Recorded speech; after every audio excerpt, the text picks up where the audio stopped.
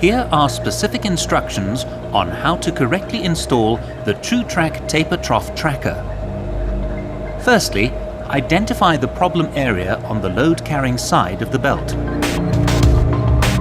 Then prepare to install the taper trough tracker at or just before the problem area, ensuring that it is installed before transitional idlers and under underloading chutes. Prior to installation, ensure that the power is switched off and the conveyor is locked out to avoid accidental startup during the installation.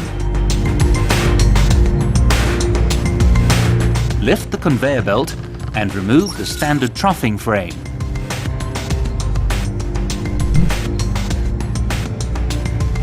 Remove the taper wing rollers from the taper trough tracker before installing the tracker frame to the structure.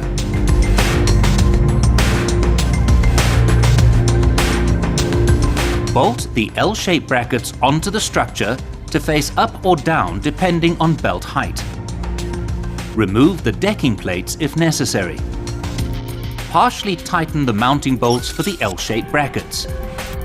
Knock both brackets fully backwards towards the tail pulley to ensure that the L-shaped brackets are perpendicular to the structure.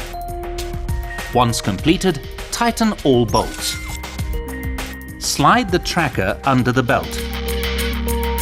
As the tracking is done by the taper wing rolls, it is vitally important that the center rollers have minimal tension with the loaded conveyor, as too much tension will impede the performance of the tracker. Adjust the height of the taper trough frame in such a way that the center rollers are approximately 10 mm below the normal troughing idlers.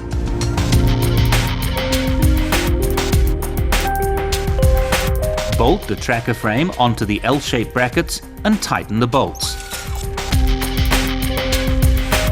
Ensure that the taper trough tracker is centered on the structure by adjusting it until the distance between the sliding tubes and the mounting brackets are equal on both sides, and then tighten the retaining bolts. Reinstall the taper wing rollers onto the cradle and then lower the belt onto the taper trough tracker. Adjust one of the taper wing rollers upwards until maximum belt contact on the taper wing roller is achieved with minimal tension, as over-tensioning of the taper wing roller will result in excessive wear on the rubber lagging. This is normally 5 degrees more than the existing troughing angle. Measure the height of the previously adjusted taper wing roller and adjust the other taper wing roller to exactly the same height. Lock all bolts and cut the strap. Installation is now complete. Remove all tools from the work area and start the conveyor. The taper trough tracker should immediately activate and center the belt. If the taper trough tracker is not activating and tracking the belt, this can be as a result of too little or too much tension on the center rolls. To solve this problem, increase or lower the height of the taper trough frame by at least one hole upwards or downwards.